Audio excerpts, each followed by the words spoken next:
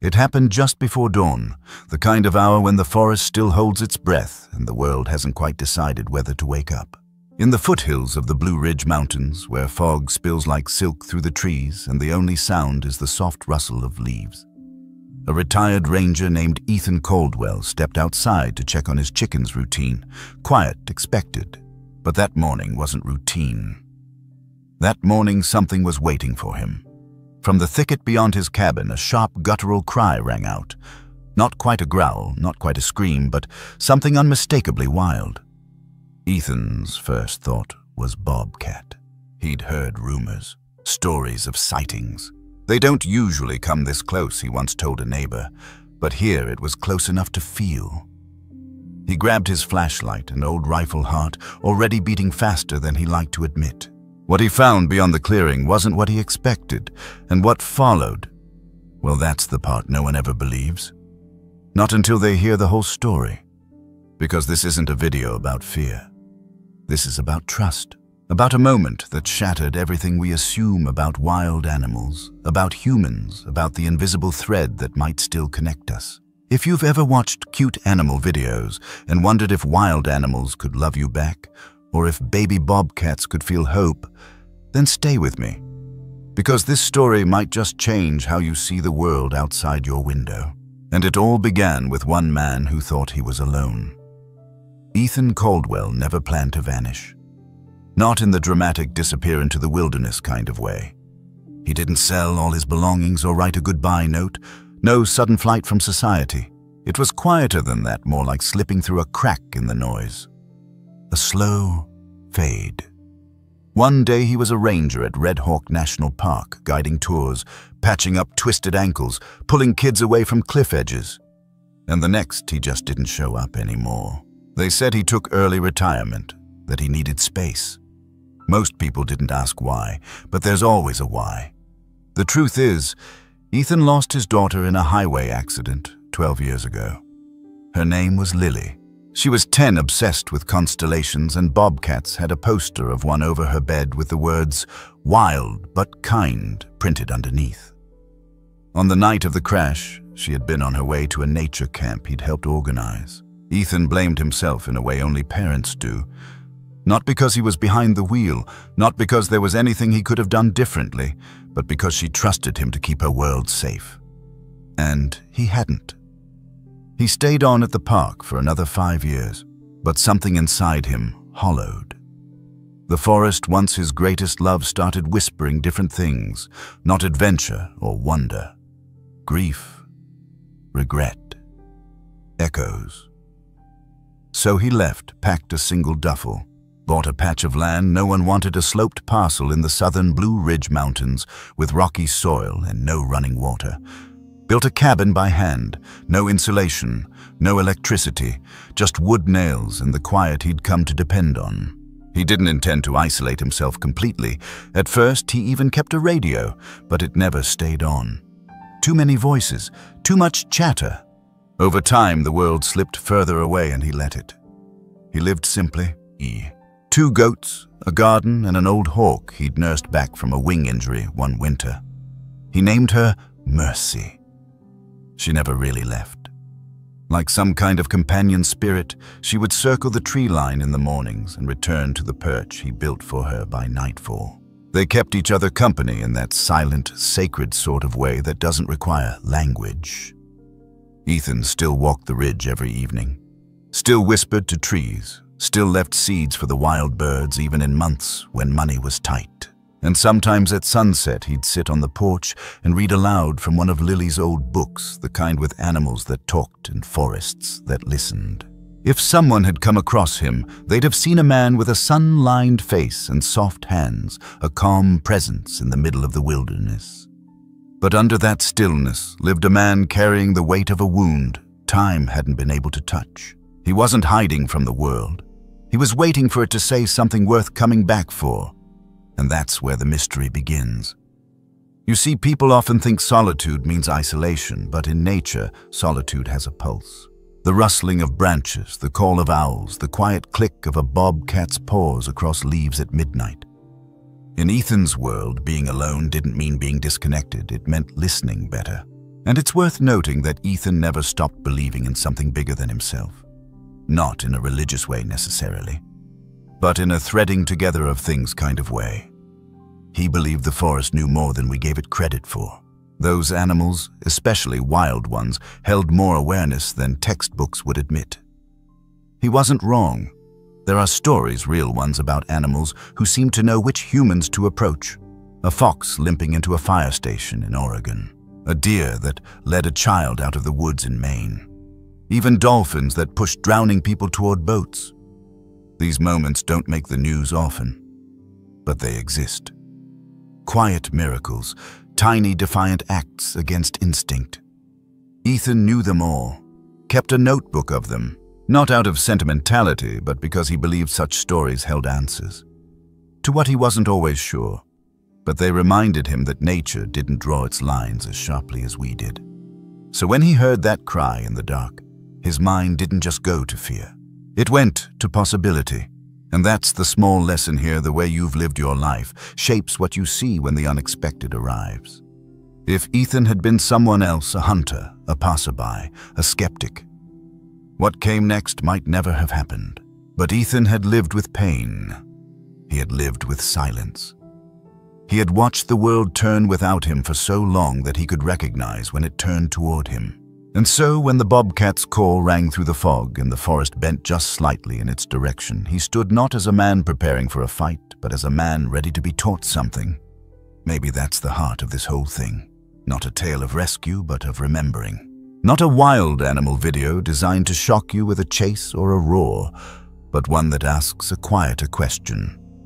What would you do if nature trusted you with something fragile? As we step into this story together, let's pause for a moment to appreciate that these kinds of stories, ones about trust, about wild animal rescue, about bobcat babies with too much pain and not enough strength, don't just live in headlines or viral clips. They live in the spaces we forget to look. And in those spaces, someone like Ethan Caldwell was waiting. Waiting for a moment that would remind him why he ever loved this world to begin with. He just didn't know it would arrive on four paws, limping, wrapped in silence. And followed by eyes that held more truth than any human ever had.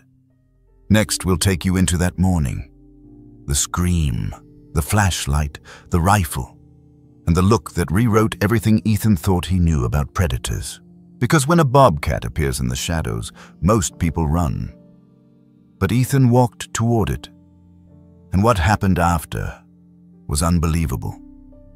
It began with sound one Ethan had never heard quite like this. It wasn't the raspy bark of a fox or the deep echoing hoot of a barred owl. It wasn't even the yowling that house cats sometimes unleash in mating season. This was sharper, wilder, pain threaded into every syllable. A cry short and broken like a gasp through teeth. Ethan was already up. He always was by 4:30. That morning, the fog sat low, thick enough to cut with a hand. He stood in the kitchen waiting for water to boil over the firebox, holding the chipped mug his daughter once painted. The cry came again, closer this time. Not a scream, not a growl, but something in between. He didn't panic, just moved in the old way, methodically, quietly, set the mug down, grabbed the flashlight and the rifle, slipped on the leather boots that had never quite broken in. By now, the fog had thickened, the kind that muffles your footsteps. The sound came again, and he followed, past the vegetable patch, down the slope, beyond the bent cedar tree that marked the start of the dense pines. And then he saw her, a shape at first, low to the ground, then the movement, slow pacing, circling something on the forest floor. His first thought confirmed bobcat. She was bigger than expected. Slender but strong, with thick legs and a short tail that flicked side to side like a clock counting down. Her ears were back, not flat in aggression but alert, watching, waiting. He stayed low, rifle in hand, finger off the trigger. Then he saw the second shape, smaller, not moving. A bobcat cub. She was circling it, not nudging, not guarding, just moving around it, occasionally leaning close, making that same guttural cry over and over. Ethan took one slow step forward, The fog was so thick it muted everything. There was no bird song, no wind, just him, the cat, and whatever lived in the stillness between them. As he moved closer, the female bobcat stepped away. Not far, just a few paces, but she didn't flee, didn't bare teeth, didn't hiss. She watched him. The cub, barely larger than a loaf of bread, was limp. Blood had matted the fur on one shoulder. Its breathing, when he looked close enough, was shallow and irregular. The leg looked wrong, twisted maybe. There were pine needles stuck in the wound. He didn't move for a long moment, just watched, waited. Then something changed. The mother made a low, almost mournful sound, like grief swallowed into a hum, and sat. That's it, just sat. Not in submission, not in surrender, but as if she had made a decision, and Ethan understood. She was letting him try. He crouched, one hand still on the rifle. 1 inch at a time he lowered the barrel, clicked on the flashlight, pointed it away from her face. The cub let out a sound barely audible. Ethan stepped closer. No reaction from the mother. He took off his coat. Gently, carefully, he wrapped the small body in it. The cub didn't fight. Too weak for that. He could feel the faintest vibration, like a breath or a heartbeat or both. And still the mother stayed. Not every wild animal behaves like this. Most don't. In Montana, a warden once wrote about a deer that limped into a campsite with a fractured leg, seeking proximity to humans. In Oregon, a video surfaced of a cougar dragging itself toward a highway rest stop before collapsing. And in California, a coyote entered a backyard and curled up on the doormat until rescue arrived. But bobcats? No, they don't come close. They're elusive, especially in daylight. They avoid noise, scent, and contact. You can live 10 years beside one and never know it. And yet, here she was, trusting the one species she had every reason not to. Ethan knew the odds. He'd taught classes about bobcat behavior, warned hikers not to approach if they saw one, rare as that was. He'd explained how the mother would defend her cubs with claws that could shred bark from a tree. But here was one, sitting in the fog less than 20 feet from a man, her child wrapped in a stranger's coat.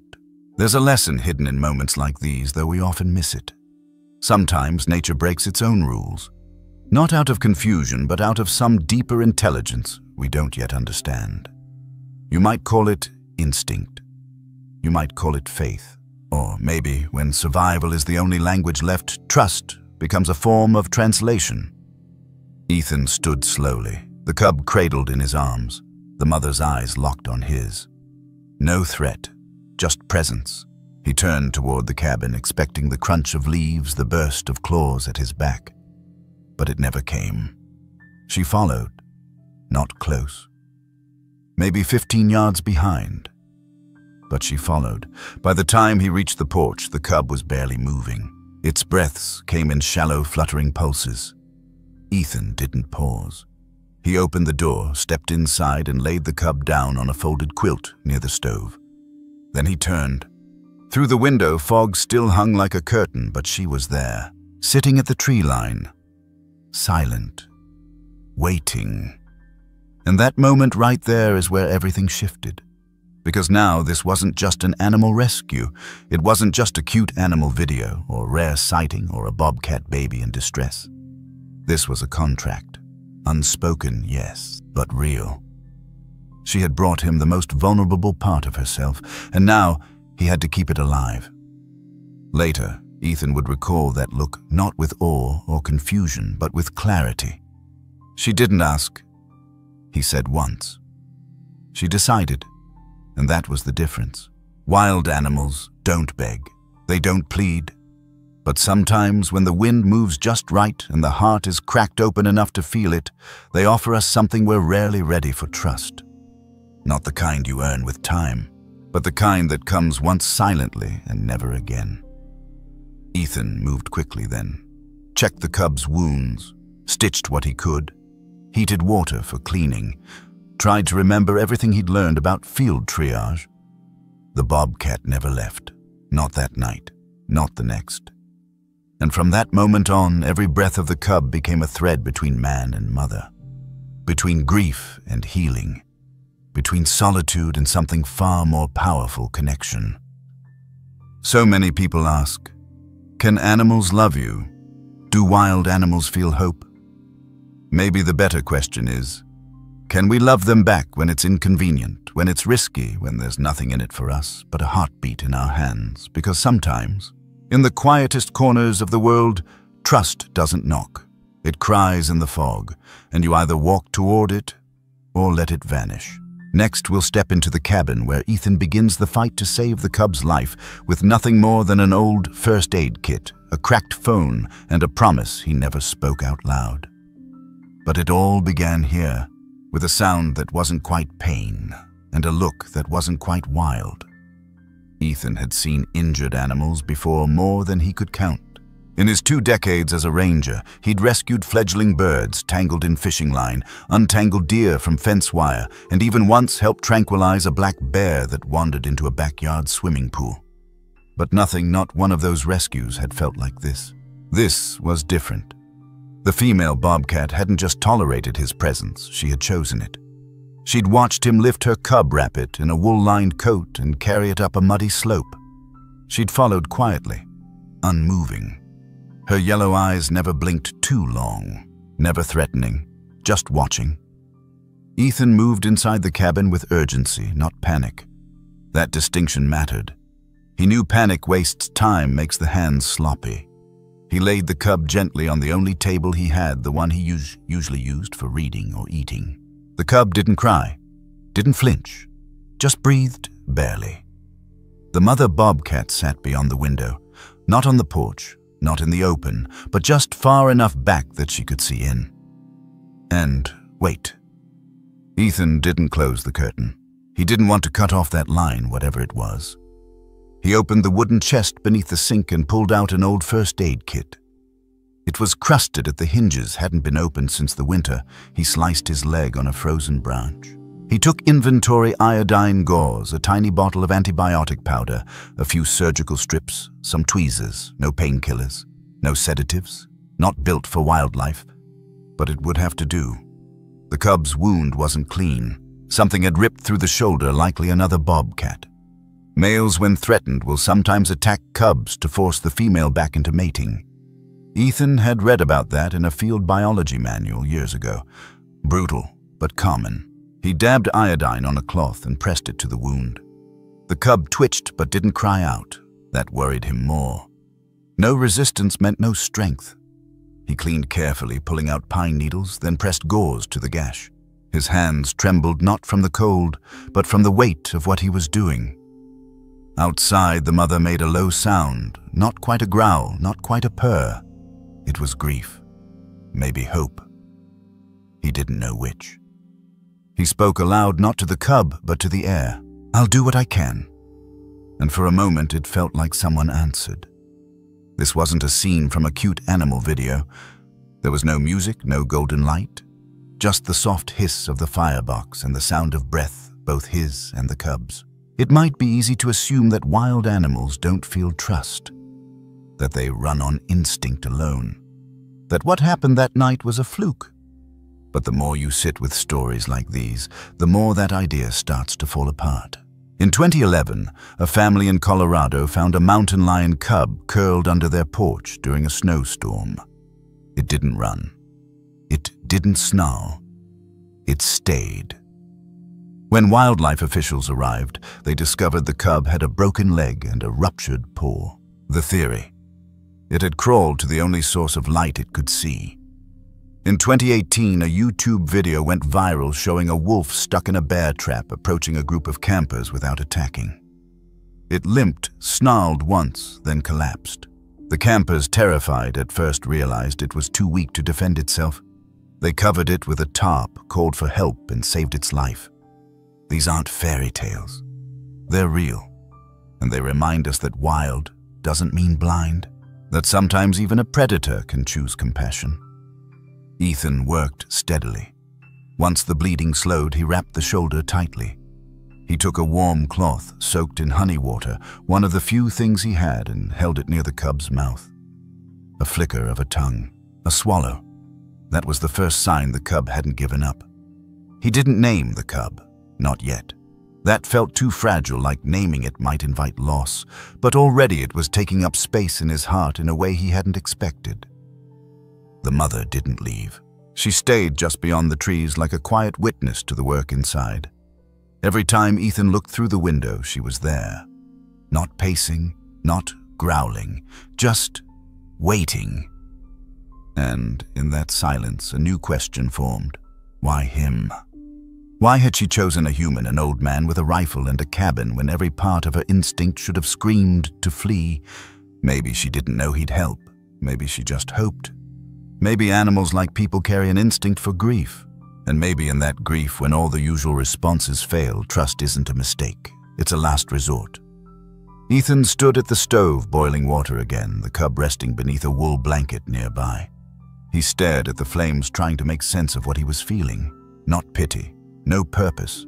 Something else. Something like a second chance. Not for the cub, for him. All these years he told himself that healing was out of reach, that silence was the only answer to loss. But now, with this fragile creature depending on his hands, something was stirring again. Something like belonging. There's a lesson here tucked into the folds of that night. It's this. Sometimes the only thing standing between fear and connection is the decision to stay. The Bobcat mother didn't run, and neither did Ethan. And maybe, just maybe, the world shifted a little because of that. By midnight, the cub was still alive, breathing shallow, but breathing. The wound had clotted. Its eyes remained closed, but its paws flexed slightly like it was dreaming. Ethan didn't sleep. He sat beside the table, head resting on his arms, listening, waiting. In the quiet, he whispered things he hadn't said in years. He told the cub about Lily, about how she'd once drawn a bobcat in crayon and taped it to the refrigerator, about the time she made him promise he'd never hunt an animal he couldn't understand. He told the cub he was sorry for the world, for the hurt, for everything.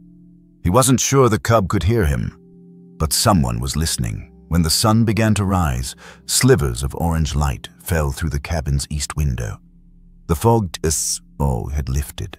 The trees stood still, and just outside the mother bobcat remained, unmoving. Present. Ethan stood slowly, his back aching from the long night, and stepped onto the porch. She looked up. He didn't speak, just nodded. She blinked once, then twice. Not in fear, not in farewell, in understanding, and for a fleeting second Ethan felt something he hadn't felt in more than a decade. Peace. Next, we'll follow Ethan as he makes the most difficult decision of all, getting help from the outside world. Reaching out, risking the fragile trust that had formed. Because sometimes saving a life means stepping back into the world you tried to leave behind. And Ethan was about to do just that. For the cub. And maybe for himself. The hardest part wasn't stopping the bleeding. Ethan had done that before. The hardest part came after, when the adrenaline wore off and all that was left was breath. Fragile, fading breath. The cub, wrapped in Ethan's thickest flannel shirt, lay on the kitchen table with his head tilted sideways, his nose barely moving. Every rise of his tiny ribs felt like a countdown. Too shallow, too slow. Outside, the mother still waited. Ethan sat in the nearest chair, rubbing warmth back into his hands, watching the pulse in the cub's throat flutter like a moth's wing. He had stabilized the wound, sort of. It wasn't bleeding anymore. But that didn't mean the danger had passed. There was swelling. A bone might be broken. Infection had likely already begun. And he knew he'd hit the limit of what his hands could do. He had to call for help. The satellite phone lived in a locked drawer beneath his bed. He hadn't touched it in weeks. He kept it for storms and wildfire alerts mostly. But now, as he turned it on and watched the small screen blink to life, it felt like opening a door he'd nailed shut long ago. The connection was weak. He climbed to the roof of his shed where the line was clearest. His breath fogged the air. Below him, the mother bobcat watched from the edge of the trees, still and low. He dialed a number he hadn't used in years. Laurel Bennett, came the voice on the other end. Wildlife Response Network. It's Ethan Caldwell. A long pause. Ethan. I've got a cub, he said. Injured. Badly. Bobcat. Another pause, this one sharper. And the mother. Still here.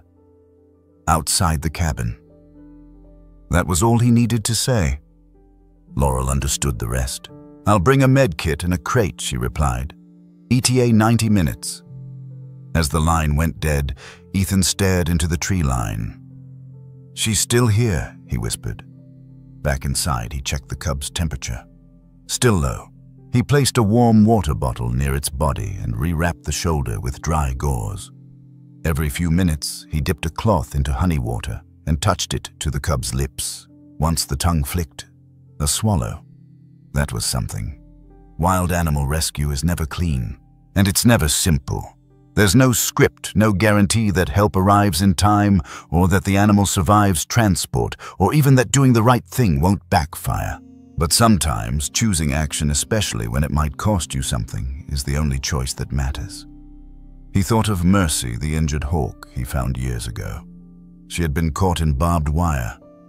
He'd nearly lost her twice during the healing, and yet she stayed circling the cabin even now, a reminder that effort doesn't always end in goodbye. An hour later, a soft engine noise reached the edge of the woods. A silver SUV stopped near the trailhead. Laurel stepped out wearing a backpack and a heavy wool coat. Her breath caught when she saw the mother bobcat crouched by the trees. She didn't run. No, Ethan said. She followed me back. They moved quickly. Laurel entered the cabin, took one look at the cub, and exhaled slowly. He's not out of the woods. I know. They worked in tandem. She injected fluids, gave a small dose of antibiotics. Her hands moved with certainty. She asked for heat packs, a shallow pan and saline. Ethan moved like someone used to being useful but long out of practice. When she lifted the cub's back leg gently, her brow furrowed. Fracture, maybe scapula, she said. Might need surgery. The swelling's bad. Ethan didn't respond. Laurel looked up. We need to move him. To the clinic. And the mother. Laurel hesitated. She might follow, or she might think we're stealing him. She trusted me, he said. Laurel met his eyes. Then we'd better not break that trust. They wrapped the cub in a blanket and placed him into a crate lined with towels. His tiny head lolled to one side. For a moment, Ethan couldn't breathe. At the door, he paused, looked toward the forest. She was there. Closer now, watching. He stepped forward, one hand resting lightly on the crate. I'll bring him back, he said, not sure if he meant to speak aloud. No response. Just eyes that stayed with him as they carried the cub to the car. They drove slowly.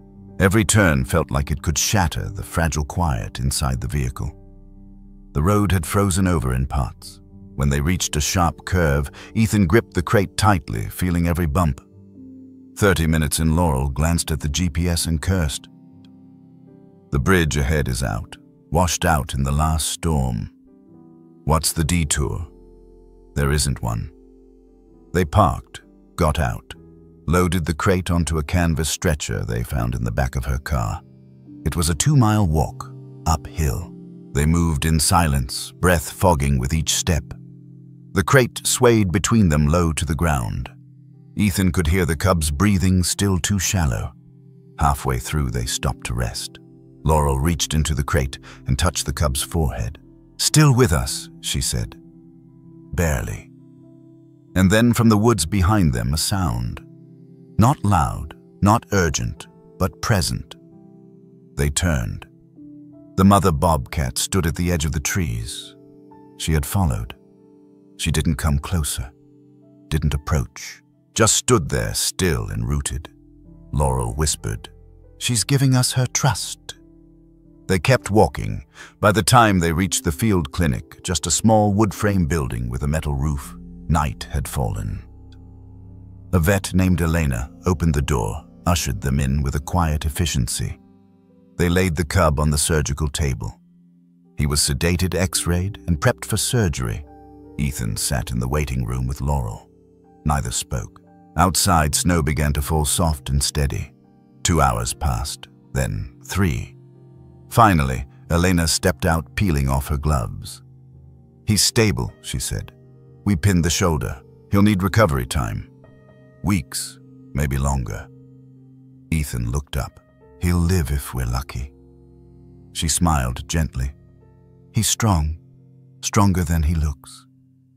And for the first time in days, Ethan allowed his shoulders to fall, not because it was over, but because hope had finally walked in. That night, he sat beside the cub, now resting on a bed of straw and flannel. The rhythm of his breathing had evened. Not perfect, but better. He whispered, "You've got people pulling for you now, little one." The mother Bobcat hadn't come to the clinic, but Ethan knew somewhere out there, not far off, she was still watching, still waiting. And in the quiet of that room, surrounded by IV lines and sterilized metal, he felt something settle deep inside his chest. A reminder. Life rarely gives us warnings, just moments. Some slip past us, others ask us to hold on tight. This one had asked him to fight, and he had said yes. Next, we'll step into the slow, delicate process of healing and what happens when a wild animal begins to trust not just for survival, but for comfort. Because saving a life is just the beginning. Earning back the wild. That's the real miracle. By morning, the snow had stopped. The world outside the clinic was blanketed in silence, thick, soft, heavy. Inside, the little Bobcat lay still beneath layers of fleece and straw, his breathing slower, now steadier, but his eyes remained closed. It would be days before they knew if the surgery had truly worked.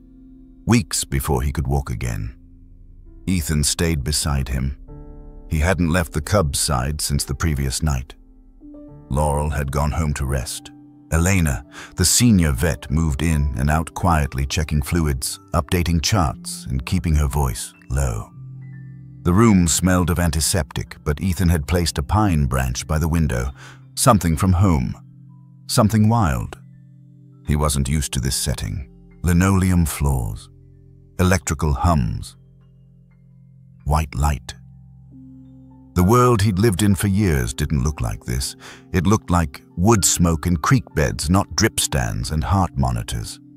But something was grounding here. Something about seeing people. Real people move with such purpose to save a creature that would never say thank you. It reminded him of Lily, of her belief that every life mattered, even the small wild ones. The cub, still unnamed, had survived the night. That was no small thing, but healing is never just about surviving. It's about rebuilding what was broken. And sometimes that means more than bones. As Ethan watched the cub sleep, memories stirred, some quiet, some jagged. The long nights in the cabin when the wind howled, and the only thing louder was grief. He remembered thinking, there's nothing left to save here. And yet here he was, watching something so small fight so hard to stay alive. Elena came in around noon with new x-rays. She pointed to the image of the scapula, where a metal pin now held the bone together. "He'll need controlled movement in a few days," she said. "Very limited, soft terrain, clean space, and calm." Ethan nodded. "Not a cage." "No," Elena said. "Not a cage, but also not the forest. Not yet." There was no way to keep him at the clinic indefinitely. The facility wasn't equipped for long-term rehab, and they all knew it. The longer a wild animal stays in a human space, the harder it is for them to go back. "We need to get him somewhere safe," she said. "Somewhere quiet, close to the wild, but with oversight." Ethan knew what she meant before she said it. "The cabin," he said quietly. "You'd be open to it. I'm already part of his story." Elena smiled. "You're the reason he has one." That afternoon, the plan was set. They would bring the cub back to Ethan's cabin, not because it was easier, but because it was right. That cabin was where trust had begun. It was the place the mother Bobcat had chosen. It was where this strange thread between man and beast had been tied silently in the cold fog of early morning. The next day, the team at the clinic prepared for the transfer. They packed antibiotics, food paste, and thermal wraps. They cleaned a transport crate and lined it with the same blanket Ethan had wrapped the cub in that first night. It still carried his scent and something deeper. Memory. Just before they left, Elena placed a hand on the crate and said, "You'll need to watch for signs. Agitation, fever, stress." Ethan nodded. "He'll be safe." The ride back to the cabin was quiet. Snow had begun to melt in patches along the gravel road. As they neared the clearing, Ethan scanned the tree line. He didn't expect her to be there. Not yet. But part of him hoped. They stopped at the edge of the forest trail. The vehicle couldn't make it. The final half-mile mudslides from the storm had made the slope too soft, so they carried him the rest of the way. It was a quiet walk. No words, just breath boots and the occasional creak of the crate handle. And then, halfway up the trail, Laurel, who had come to help, paused. "There," she whispered. Ethan followed her gaze. Between the trees, shadowed but unmistakable, the mother bobcat stood. She didn't move toward them. She didn't make a sound. But her eyes followed every step they took. "She remembers," Laurel said softly. "Of course she does," Ethan replied. At the cabin, they settled the cub in a soft enclosure beside the hearth. The room was warmer now, filled with the scent of pine resin and wool. The space had been cleared of sharp edges and clutter.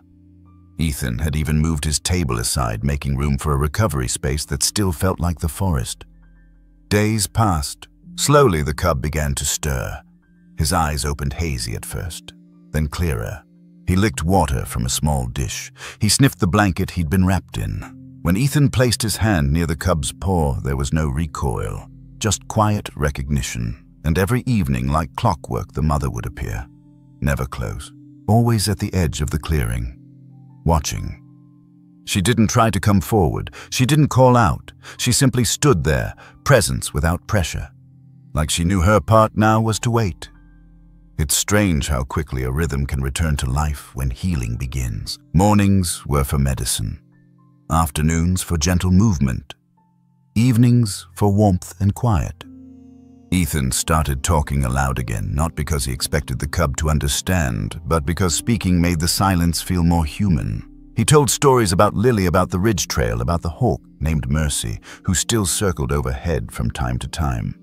He didn't expect anything in return, but once the cub looked up at him for a long moment before closing his eyes. That was enough.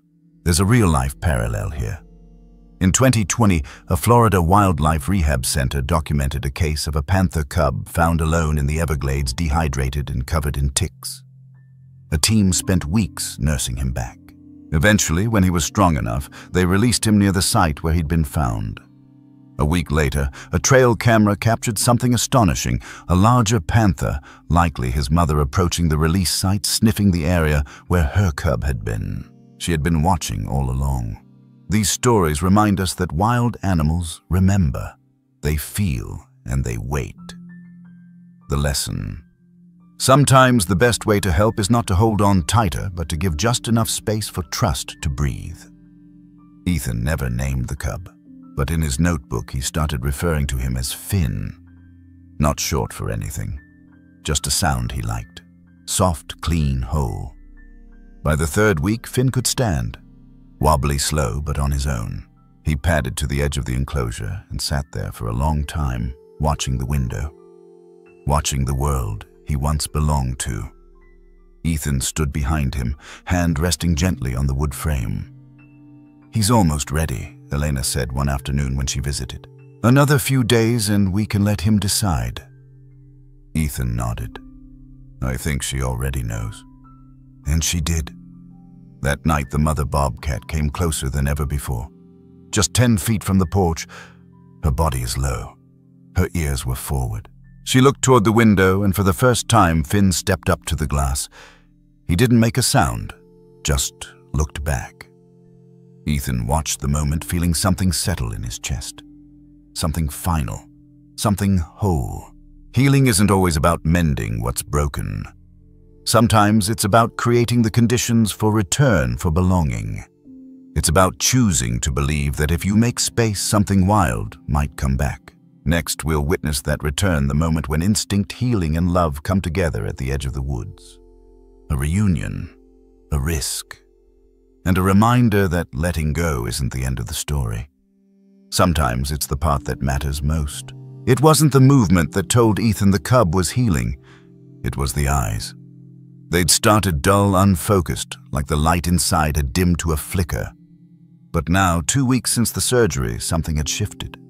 Not in dramatic ways. Finn, as Ethan had taken to calling him in quiet moments, still limped. Still slept most of the day curled under blankets near the hearth. But his gaze had changed. When Ethan sat near the enclosure with a spoonful of warm broth, Finn didn't just glance at him. He watched, held his eyes steady and alert. There was a question in that look, something unspoken but pulsing with meaning. What now? There's a certain language in the eyes of wild animals. It's not human, it doesn't beg or flatter.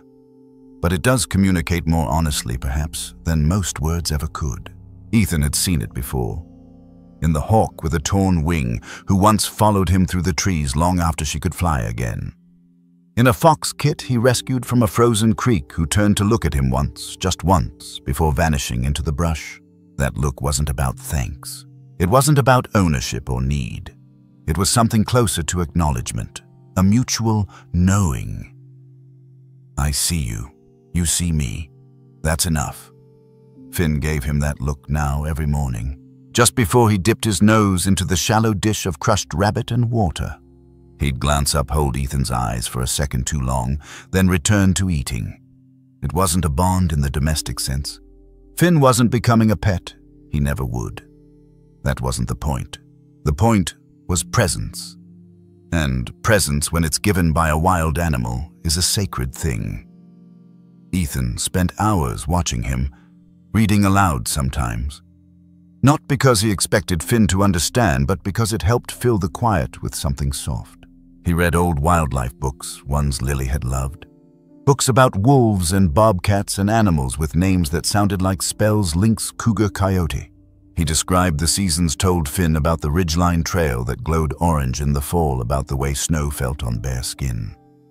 About the first time he saw a bobcat in the wild. 10 years ago, a flash of tan fur through brush gone before he could blink. "You're not like him," he whispered one night. "You stayed." And Finn blinked slowly, not in sleep, but in what Ethan had come to recognize as calm.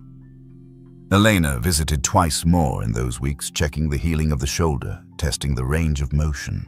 She kept her movements slow, never made direct eye contact, and never lingered longer than necessary. Finn allowed her touch, barely, but it was progress. "He's strong," she said, "and he's remembering what it feels like to move." "That's good." Ethan asked her once, "Do you think he knows he's going home?" "I think animals know when something's ending," she replied, "just like they know when it's beginning." There was something else happening during those weeks. Something quieter. The mother. She came every evening, always alone, always from the same line of trees at the northern edge of the clearing. Never closer than 10 yards, never farther than 20.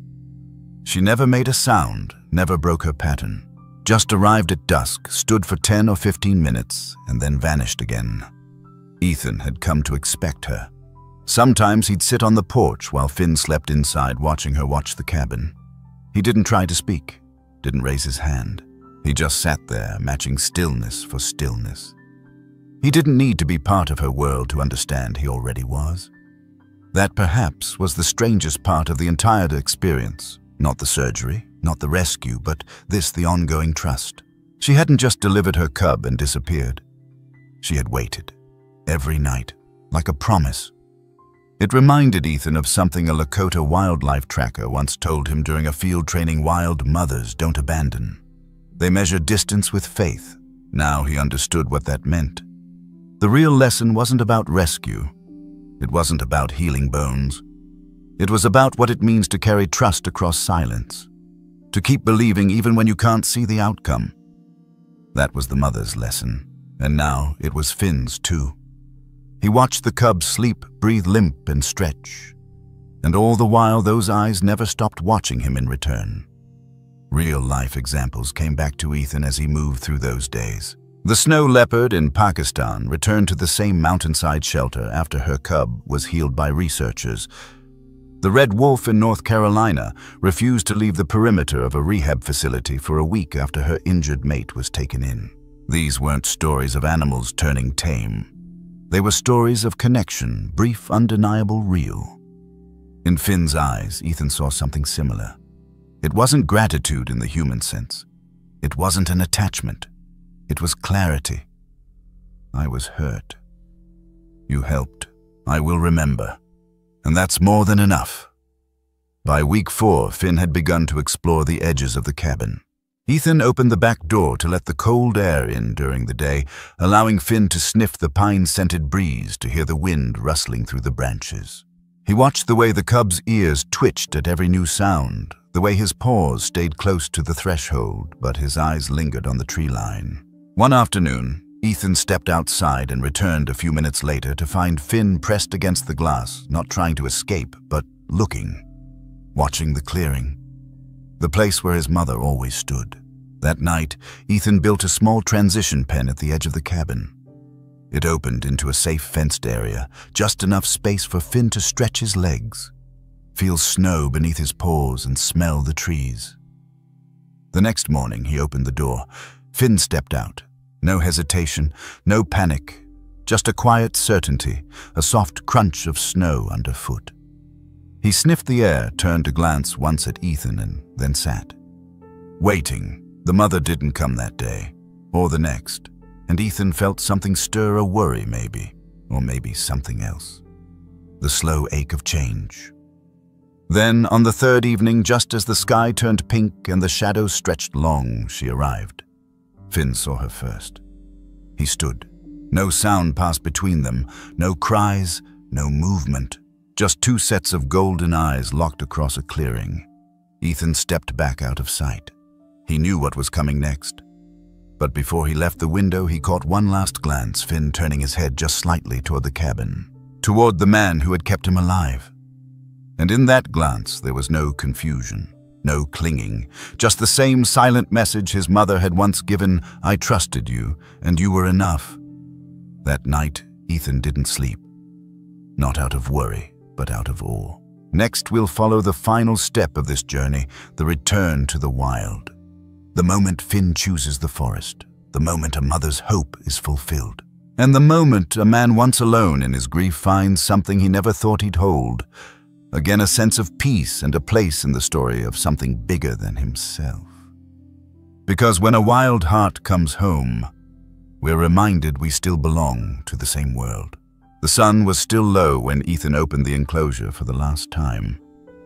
The air held that early spring stillness, cold in the shade, soft in the light. It had been 34 days since the mother bobcat first placed her wounded cub at Ethan's feet. And in that time, something had shifted, not just in the woods around the cabin, but in Ethan himself, and quietly in the town he'd tried to forget. Finn stood just inside the doorway, stronger now, his fur thick again, his limp barely noticeable. His shoulder had healed partly from surgery, but mostly from space, patience, and time. He no longer needed syringes or wraps. What he needed now was something Ethan couldn't give him: freedom. The decision wasn't made in one moment. It happened gradually, like snow melting one patch at a time. The vet had signed off. Laurel agreed. Even Mercy, Ethan's old hawk companion, had flown lower these past few days, circling the clearing like she sensed something was ending. Ethan watched Finn sniff the threshold. No hesitation, no fear, just quiet understanding. And that's how it happened. The cub stepped out. Not with a burst of speed or a dramatic leap, just a slow, deliberate walk into the morning light. Ethan didn't follow. He knew this wasn't about him anymore. This was the part where a wild animal returns to where it belongs. But what happened next, Ethan never expected. From the northern tree line, the mother appeared. She didn't rush, didn't call out. She just walked, her movements fluid and sure. She stopped a few yards away from Finn, and for a long moment they simply looked at each other. Finn took a step, then another. Then he was at her side, pressing his head against her neck. They stayed like that for what felt like forever. Ethan watched from the porch, his breath caught in his throat. This wasn't just a reunion, it was a closing of something sacred. Then the mother turned. With Finn at her side, she walked back into the forest. Neither of them looked back, and Ethan let them go. Word of the story had already begun to spread by then. It started with a photo Laurel had taken of the Bobcat mother through the clinic window, posted quietly on a local wildlife forum. Then came the rescue details, the surgery, the recovery. People were moved not by drama, but by the calm persistence of it all. The quiet choices, the trust. Soon, a group of students from a nearby school sent drawings to the clinic, images of bobcats in blankets, humans with kind eyes, and forests lit with soft golden light. One drawing, signed by a fourth grader named Ellie, read, "I didn't know wild animals could ask for help. Now I want to be someone they'd ask." The town, which once had barely noticed Ethan's absence, began to take notice. A local newspaper ran a story, a cub named Finn, how one man helped a bobcat come home. A few weeks later, a nature education group reached out asking Ethan if he'd speak about the rescue. At first he said no, then he changed his mind. Because somewhere deep in that experience, between the silence and the snow, between the first wound and the final glance, he realized something. The story wasn't his to hold alone. So he spoke. Not in big rooms or fancy venues, but in quiet places, a town library, a middle school science class, a local hiking club. He told them what had happened, what he'd felt, what he'd learned. He told them how it began with fear and ended with peace. And as he shared, he saw what no headline could capture: connection. People leaned in, some cried, some smiled. One older woman whispered afterward, "Thank you. It makes me feel like the world isn't so broken." He didn't talk about Lily, not directly. But her spirit was in every word. In the way he described the mother's eyes. In the way he paused before saying the word trust. One evening, after a quiet talk at a small conservation center, a young volunteer approached him and asked something simple. "Do you think wild animals remember us?" Ethan nodded. "I don't think they remember what we did. I think they remember how we made them feel."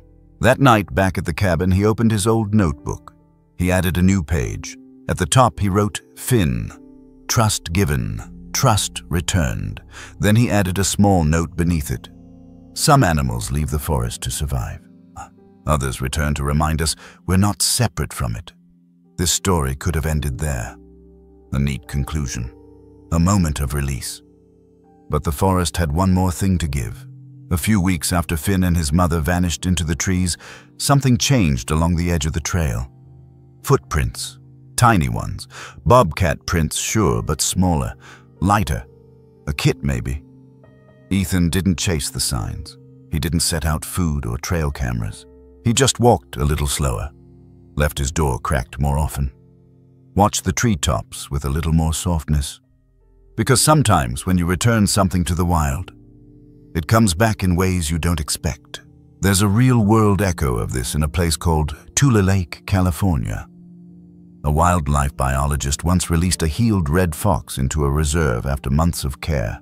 A year later, the fox returned, just long enough to drop 3 kits at the edge of the biologist's cabin before vanishing again. It wasn't dependency. It wasn't domestication.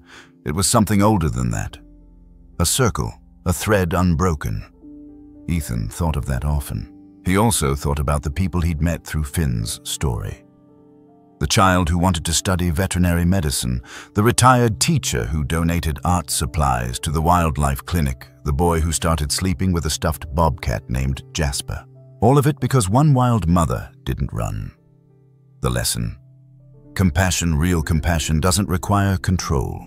It requires presence. And presence given freely can change more than a single life. It can change a community, a town, a man. Ethan still lived alone, still drank his coffee, black, still fed the birds, still read aloud when the silence felt too thick. But now, sometimes he'd hear rustling at the tree line and smile, not because he expected Finn, but because he remembered what it meant when something wild once chose him. Next, we return one last time to this forest, to a morning that arrived like any other, only to carry something unexpected in its quiet arms, the return of a grown cub. The silent confirmation that trust had not been misplaced. That which we give when we give with gentleness might find its way back to us even years later. Because when a bobcat looks at you and doesn't run, the world shifts, and sometimes it never shifts back. It never. The morning it happened, Ethan wasn't expecting anything unusual. He was out back leaning on his walking stick, checking the trail that curved behind the cabin. It was spring again. Snow had vanished weeks ago. Grass peeked through in patches, and the scent of pine carried differently cleaner somehow. Life, as it tends to do, had returned quietly. He'd fallen back into a rhythm, one that belonged to someone who had nothing left to prove. He still woke before dawn, still talked to the birds, still read aloud when the room felt too still. The space where Finn had once slept near the hearth was now empty, but Ethan hadn't filled it. Some spaces are meant to stay open, and then just past the low ridge movement, he froze. It wasn't a deer. It wasn't a coyote. He knew the rhythm of those steps. This was quieter, closer to the ground, intentional. A shape emerged from between the trees, not small anymore, larger than before, but familiar. The walk, the eyes, the pause. It was Finn. Ethan didn't move. He couldn't have, even if he'd wanted to. His heart thudded once hard, then settled. Finn stepped forward, slow but sure. He looked healthy, muscular. His fur gleamed under the morning light. A small scar still cut across his shoulder, a faint reminder of what had been. He came within 10 feet of the porch and stopped. Not asking for food, not limping, not seeking shelter, just standing. Then he looked up, and Ethan met those eyes again. Not wild, not tame, just knowing. It only lasted a few seconds, maybe 10. Finn blinked slowly.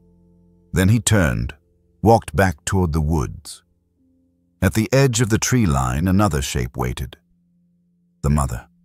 She hadn't aged much, still alert, still regal, still carrying that same quiet gravity. Together they disappeared, and Ethan stood there rooted in place. It would have been easy to call it closure, to say that was the end of the story. But it wasn't, because something deeper had taken place. Something that couldn't be named. It wasn't a reunion. It wasn't a thank you. It was a reminder that what we give in kindness is never really lost. It returns. Maybe not when we expect it. Maybe not how we imagine it. But it comes back sometimes as a look, sometimes as a gesture, sometimes as a wild animal at your door. Ethan stepped back inside, poured a cup of coffee, sat down at the table where the cub had once lain so still. The flannel blanket was still folded in the corner. He hadn't washed it. It smelled faintly of pine and old wool. He picked up his notebook, wrote just one sentence. He remembered. The story might have stayed his, tucked away in the cabin, but by now the world had already made it its own. Local schools used Finn's journey to teach kids about animal rescue, wildcat behavior, and the importance of conservation. Park rangers printed laminated versions of the story and posted them on trailheads under signs that read, "Trust is wild, too." A wildlife documentary producer reached out. Ethan politely declined, saying some stories don't need a narrator. But he did agree to one interview with a group of college students studying animal behavior. One of them asked, "Do you believe animals feel love?" He didn't answer right away. He just smiled and said, "I think they feel something, and if we're quiet long enough, we might learn what that is." That silence had been the most important part. The silence between the mother bobcat's gaze and Ethan's first step forward. The silence of recovery. The silence of release. Real-life studies have started to support what many already believe: animals experience emotion, recognize faces, and remember acts of kindness.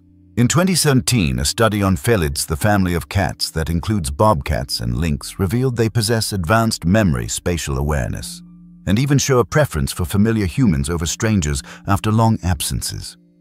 In other words, wild doesn't mean forgetful, and trust Trust might be the most fragile and most powerful language there is. This story isn't just about a bobcat rescue. It's not even just about Ethan. It's about what happens when we show up, when we stay, when we don't turn away from something we don't understand. It's a story about how healing isn't loud. It doesn't always come with applause or headlines or neat resolution. Sometimes it just shows up four-footed and silent, with eyes that look back into yours and say, "You mattered." There's a lesson here for every one of us. Not all wounds are visible. Not all rescues are dramatic. Sometimes to help someone or something heal, all we have to do is hold space. To be still, to be present, to listen. The world teaches us to be fast, loud, and certain. But the forest teaches something else. That life is subtle. That love can be quiet. That wild animals, even baby bobcats and grieving mothers, can show us what it means to belong without owning, to give without expecting. And maybe that's the bigger takeaway. We are not separate from nature. We are part of it. The moment we remember that, the world becomes a little softer. So now, maybe ask yourself, what kind of presence do you offer the world? Would a wild animal trust you? Would a hurting friend feel safe near your silence? If you felt moved by this story, if it stirred something quiet but steady in you, let it linger. Let it change how you see the trees, the birds, the people around you. And if you want more stories like this, real emotional, grounded in love, trust and wildness, please like this video, subscribe, and share it with someone who believes the world still has gentle places left in it. Because it does. Sometimes it just takes a bobcat to remind us.